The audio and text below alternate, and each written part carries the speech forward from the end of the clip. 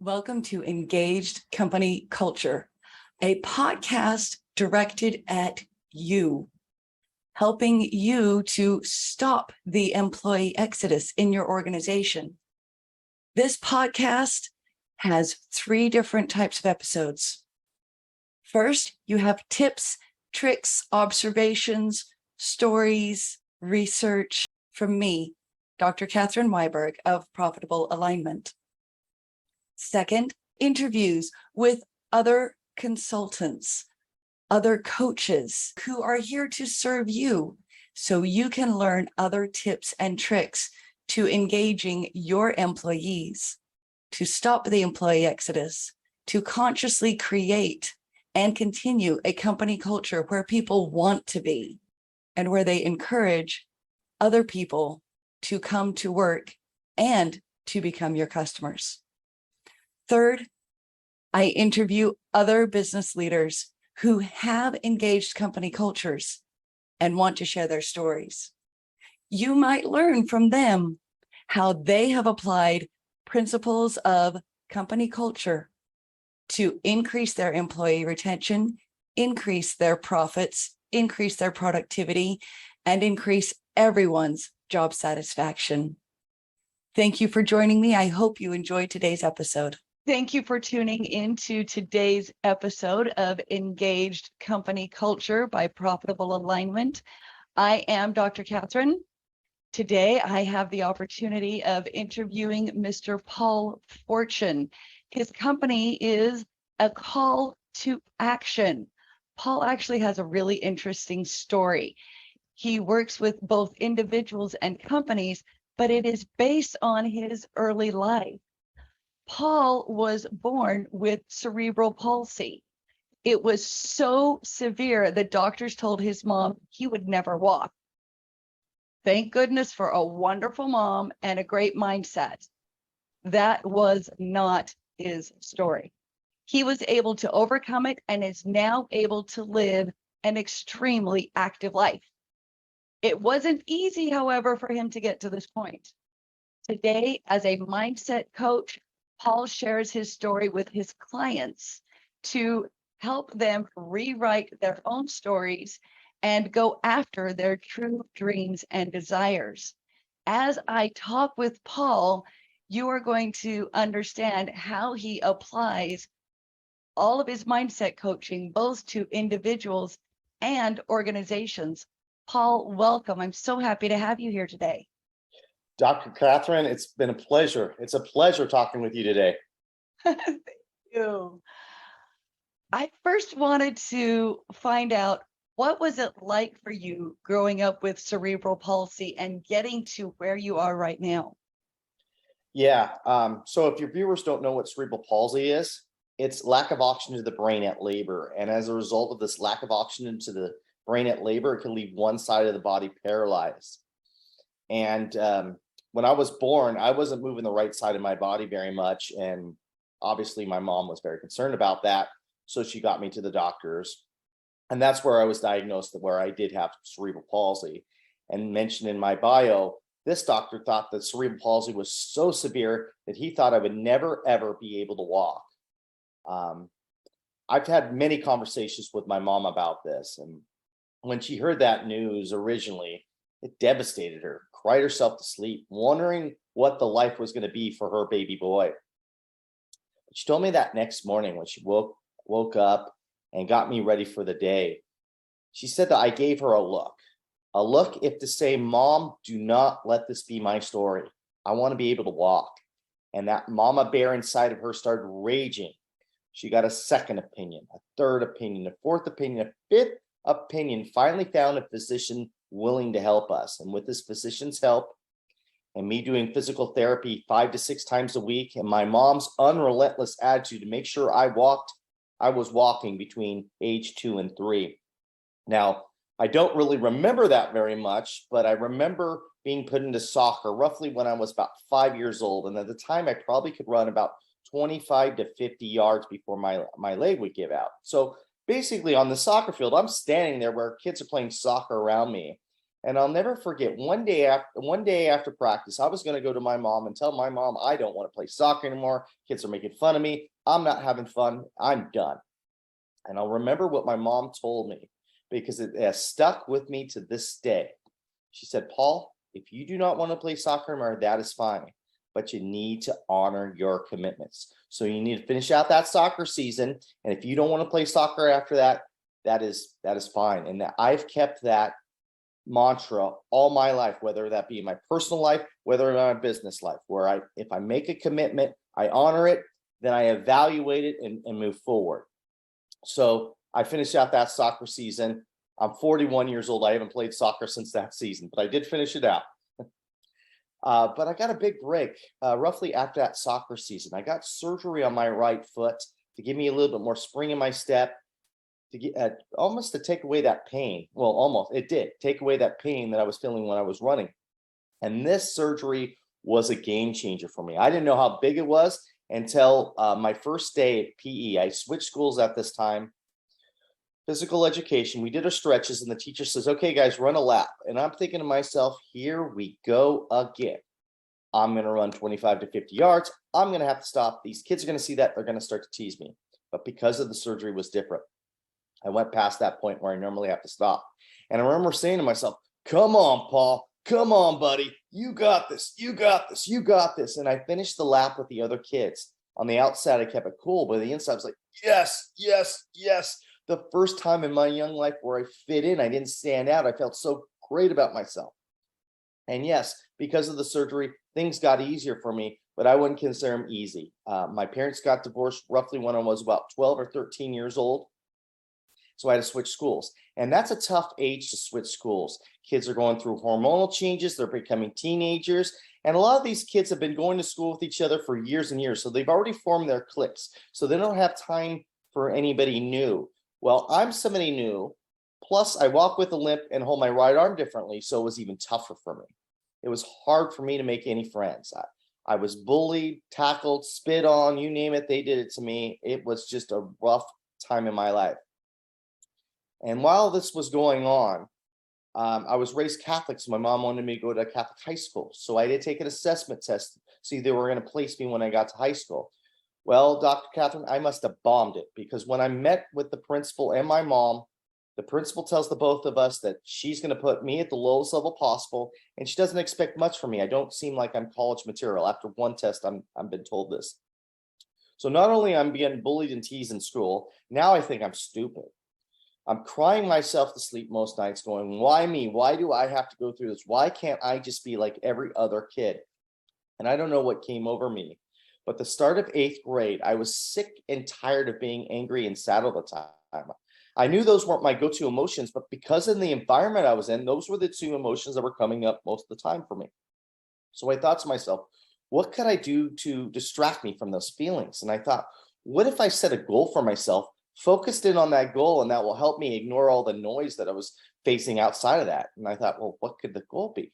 And at the time, I loved baseball. So I made a goal for myself to try to make my varsity baseball team. And while I'm going through this journey, I'm playing fall ball, winter ball, spring ball. And if I wasn't doing that, I was throwing tennis balls against the wall. I was doing all this. And I remember this coach coming to me one day after practice and goes, Paul, you play a lot of baseball. Do you have any goals with that? And I didn't want to tell the coach at the time that my goal was to make my varsity baseball team because I didn't want him to laugh at me. So I said, oh, no, I just like playing baseball. He kept asking me that question. Finally, he caught me at a weak moment, and I blurted out I wanted to make my varsity baseball team in high school. And I was bracing myself for him to laugh at me, but he didn't. He paused for a second, and he said, that's doable. And I'm like, what? That's doable? I could make my varsity baseball team? He goes, yeah. He goes, but other people need to keep you accountable for this goal. And I'm like, what do you mean by that? He goes, after practice tomorrow, you're going to go in front of the team and you're going to tell the team that's your goal. And I'm like, no. I don't want to do that. Finally, they accepted me, and I'm going to tell them that. They're going to start making fun of me again. He goes, Paul, if you want to make this goal, other people need to lift you up when you're down. You got to have a tribe helping you to make this goal. So reluctantly, after practice the next day, I'm shaking. And I told the team I wanted to make my varsity baseball team. And again, I was bracing myself for them to laugh at me, but they didn't. they clapped for me. And I know this now. I didn't know this when I was going through this, but I started sending a different energy out towards these kids. I started carrying myself with more confidence, my shoulders back, my head up. And as a result of this new energy that I was sending out to these kids started sending a different energy back towards me. Instead of bullying and teasing me, they started rooting for me. So my high school career was much different than my junior high, middle school career, all because of the energy that I was sending out. And that alone is the win. But the cherry on top was I was able to make my varsity baseball team as a junior and a senior. And the senior year, they poured the Gatorade on me, and I felt so alive because I pitched a 3-hit shutout. I was on the top of the world. I graduate high school, and I start to really think about that goal that I set for myself. When I first made that goal, I thought that I wasn't going to make the varsity baseball team. It was just some way to kind of ignore the noise, but I was able to do that. So I started to think about what that principal said to me years earlier about me not being college material. See, all through high school, I just mailed it in. I just did enough to stay eligible to play baseball because in the back of my head, I was like, what's the point? I'm not college material, just do enough to get by and move on. So my grades weren't that great, but I thought, wow, if I was able to make this goal happen, why can't I set another goal for myself to say that I am college material? So I enrolled into a junior college because that was the only place that would accept me at the time. I got myself a math tutor because I wasn't very good in math. I got myself a tutor in other subjects. I went to the math lab. I did everything necessary to increase that grade point average. And with all this hard work, I took my barely a 2.0, if not even a little bit lower, all the way to 3.5, where I was able to transfer to a 4-year university and graduate and become college material. And I still wanted to go back to that principal and say, see, you were wrong. I was college material. You didn't know what you're talking about. But you know what? I should probably thank this principal because all through college, all I heard was her voice saying, I wasn't college material. And my next thought was, I'm going to show you that I am. So it really helped me hit the books very, very hard. So I've forgiven, I move on. I'm 22, 23 years old. I have no life experience whatsoever. I have no idea what the heck I want to do with my life. I had this family friend who was in the mortgage business. He was a CEO of a small bank, and he said, "Hey, we're hiring mortgage loan officers. You want to give it a try?" And I'm like, "I got nothing going on. Let's go. Let's give it a go. Let's give it a try." And I'm so excited because this is my first real job. I mean, I had several other jobs, working fast food places, golf courses, all this other stuff. But this was the first time where I had to really dress up and be an adult and go to work. So I was very excited about coming into work. And I get in there and I'm happy. And I quickly realized that no one in this company wants to talk to me. I'm sitting alone at lunch. I'm like, what in the heck is going on here? And I quickly realized what the issue was. Everybody in the company knew I knew the CEO of the company. So it wasn't because of my talents, it's because of who I knew. So in their eyes, I didn't belong there. So they were going to chew me up and spit me out. So I said to myself, I'm going to prove them wrong. I'm going to prove that I do belong there. So I dug in. I had a positive attitude. I didn't complain about the workload. And from afar, because they didn't want to talk to me, I was observing what top loan officers did in the company. And I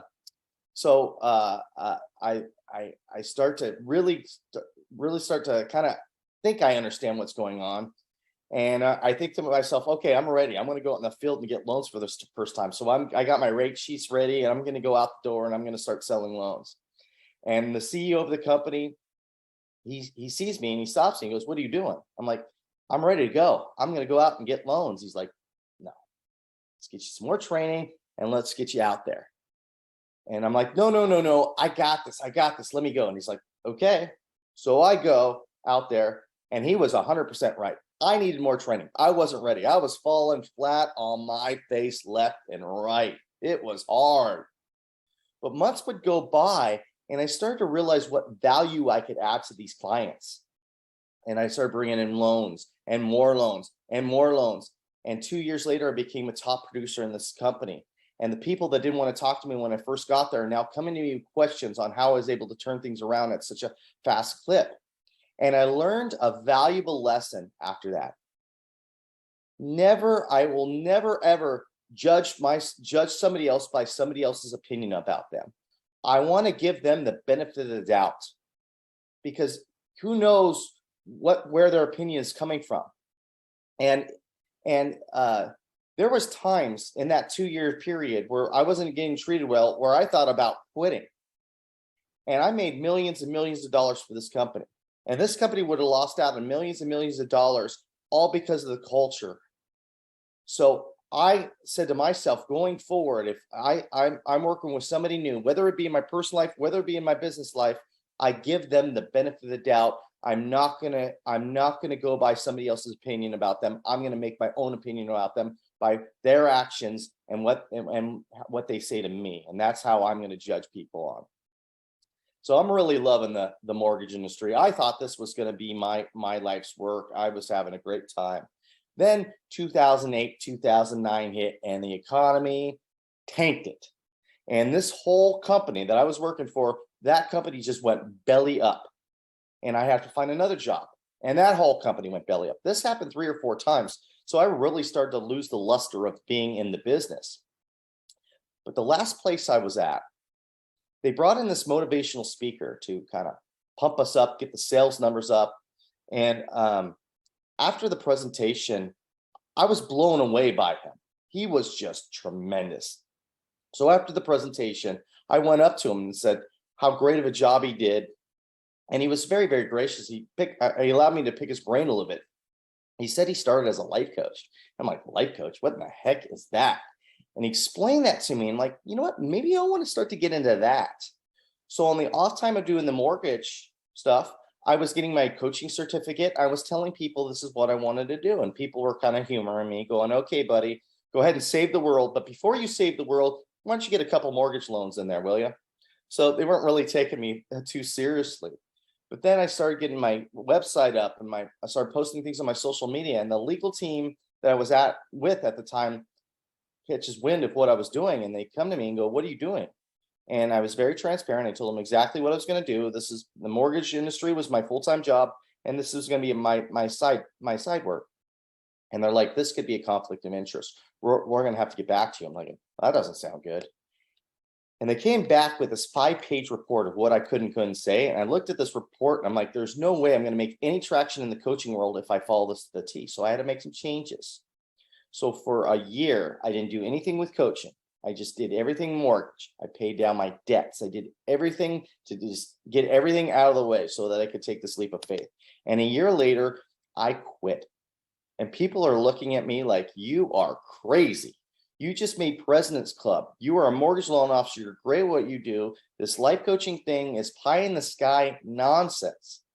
This is not going to work. And I go, maybe so, but I got to give it a chance. I got to do it. I have to. And they're like, okay, you'll be back. And for a while, I thought they were right. I thought I was going to have to come back because I wasn't getting speaking engagements. I wasn't getting clients. It was really, really tough. But then I did some soul searching, and I quickly, or not quickly, but I realized what the big issue was. How do I expect people to be vulnerable with me if I'm not vulnerable with them? See, the story I told you about having cerebral palsy, I wanted to bury that story. I don't want to tell a soul about that story, because all through growing up, all I wanted to do was fit in. I didn't want to stand out. I wanted to be like everybody else. So the thought of me bringing up that story, I'd be near in tears.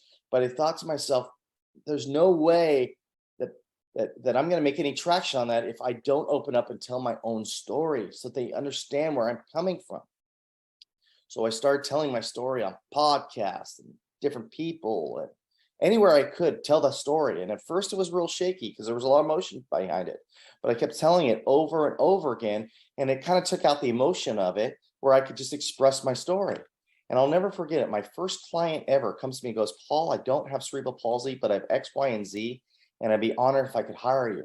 And we've been building new coaching clients, and we've been building speaking engagements. And we're all about, like you said, taking back our pen and rewriting our story and writing the story that we want to live, not for anybody else, but for ourselves. And that brings me to the present day talking with you, Dr. Catherine. Thank you, thank you, thank you. Everything that you said, I find myself thinking of course, as you would expect, my own story of becoming who I am, my conscious choices. In fact, I went to a high school where I did not know anybody on purpose so that I could recreate myself the way I wanted to be. I had felt bullied. I had felt outcast. I went to a high school where I didn't know anybody so that I could choose how I was known and who I was. And it made all the difference. I've been doing it since. I talk to people about reframe, rewrite, redesign. It's very similar to your take back your pen, look at things in a new light. You look at your cerebral palsy and say, wow, that's actually a blessing because of everything it made of me, because you developed strengths intentionally. You already had the talent of grit that was both inborn and taught to you. You already had that innate desire, and you also had the ability to find what you loved and build on it. I love your story of being in mortgages, getting in there because of who you knew, and then showing everybody what you could learn and what you could do, and then becoming a go-to. You changed the company culture just by being there and the company perception. It's plausible that the CEO always wanted everybody to be inclusive and encouraging. And yet that was not everybody's natural inclination. But to use your vernacular, you took back your pen, you wrote the loans, you wrote your future, and then you were able to springboard it. You rewrote and redesigned, and now you're doing that for everybody else. I love it. I also know that in addition to the individuals, you do talk specifically about culture.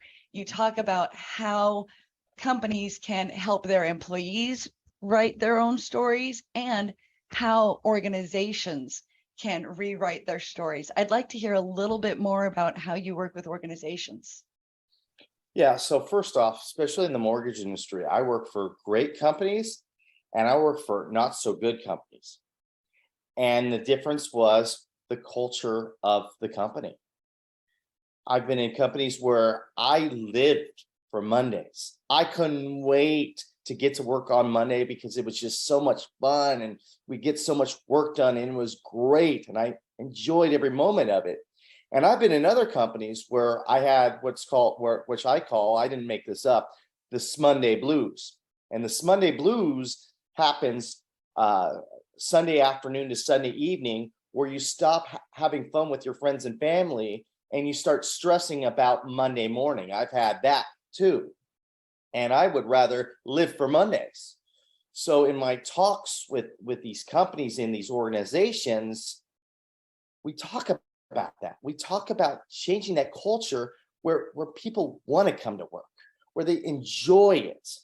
And when they start to enjoy what they do, they become your best recruiter because they're contacting their friends and family saying, you got to work for this company. This company is great.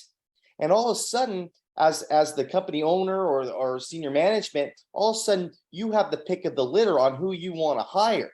You know, we're in a situation right now where it's the great resignation and people want to leave. And the biggest reason for that is not because of pay, because there's plenty of companies that are paying big money.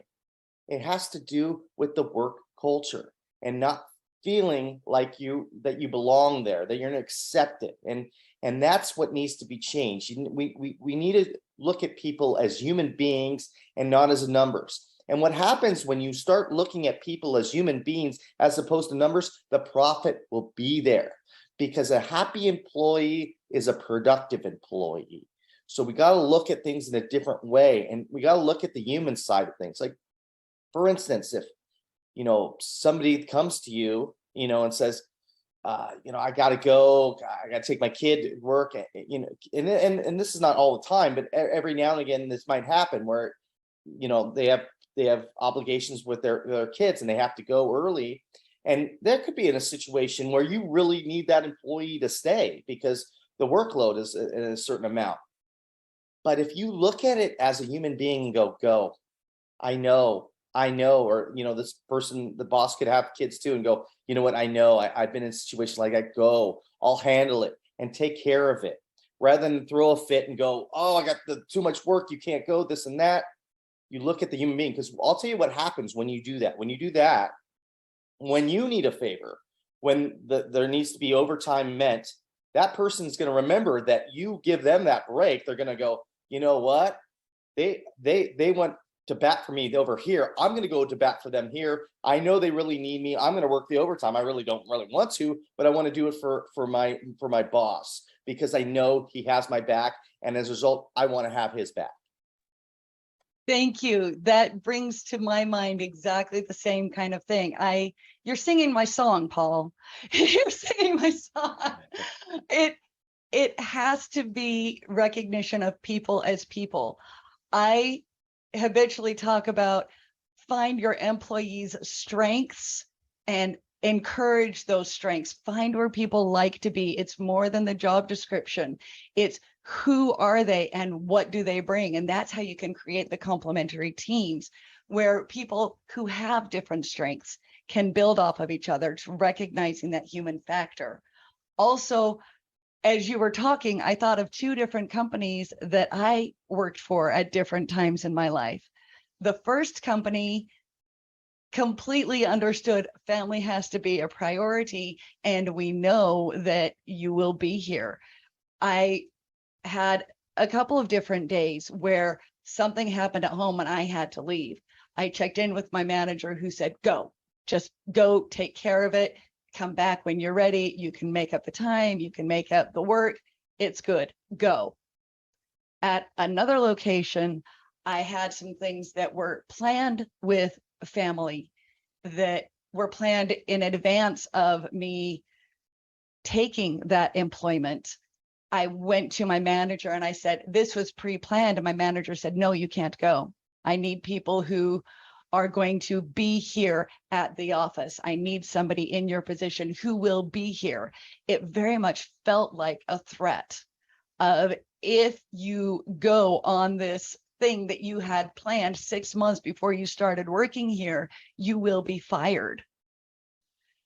And whether or not that would have totally been acted on, it felt so oppressive. And I did not want to be there. I would get sick Sunday night, knowing I was going into work on Monday. Whereas this other place, I would get excited. It was hard pressed for me not to work overtime for them, because I knew that they not only wanted what was good for the clients I was contacting, but they cared about me as an individual. And they would allow my job to mutate a little bit based on what I did well and where my passions lay. And how could I work with other people in my organization to meet the organizational needs, and we could build on each other. It was dramatic and it was huge. The overall culture in those two businesses, the feeling was dramatic. I completely agree with you that culture matters. Monday blues, or yay, it's Monday, I get to go back to work. The cool thing is, as you and I both know, companies can consciously change, create, and continue the culture that they want so that people want to be there. And there are so many things. You have tools, I have tools. There are so many things, and you can just start small. What is the one advice that you would give to businesses to start small to help them create the culture where employees look forward to Mondays? This is a small thing, but it's a big thing. Big, big, big. And it's listening to your employees, listening, allow them to have a voice. That is huge. If you have an employee that comes out of a meeting and saying, wow, I feel valued, they're listening to me, that makes so much difference, because what happens there is their minds are going to start to roll and they're going, okay, what else can I do to help? What creation can I go with? Because they value it. I want to make sure this company goes well here because I love what I'm doing here and they value me. So Listening to the employee is a small thing, but it's huge, huge. Even if, even if the suggestion you think may not work, at least listen to it. At least listen to it. And one thing that happens a lot, especially if you're in a company a long time and you might be successful in this company, and you have a certain way of you do things, right? This is what you've been doing at this company for years and years. You understand what it is, and then somebody new comes along from another company, and they did things a different way, and they come up with a new idea, and the first instinct is to shut it down. No, we've been doing it this way for so long. No. Listen to the idea, because you know what? It may be more efficient. You never know. So listening is huge. If you do not do anything else, but just do that, you're going to change the culture. Perfect. Thank you. I actually have a couple of different tools that I share with my clients, observing in meetings to understand your company culture, the way you can get feedback from your employees so that you understand what they're coming to. It's all recognition. It goes right along with what you're saying. This is why I wanted you on the podcast, because you and I, although we have a slightly different angle and a slightly different approach, it's all about recognizing that people make organizations successful, and organizations that help their people become successful and create that alignment automatically have an increase in profits. 100%. Like I said, a happy employee is a productive employee, and that helps profits. Exactly. Paul, what is the best way for people to reach out to you to either have you for speaking or workshops or coaching? How can they reach you best? The best way to get in touch with me is through my website. It's a call to action.coach. And I even have an ebook on there, a free ebook that you can download on how you can rewrite your own story and how I was able to rewrite my story. So it's on there, a call to action.coach. Fantastic. Paul, thank you so much for spending time. Is there anything else you'd like to add before we sign off this episode? Yeah, I would like to say this. Every single person has a unique talent. It's up to us to find out what that talent is. And once we find out what that talent is, it's up to us to share it with the world to see. I love it.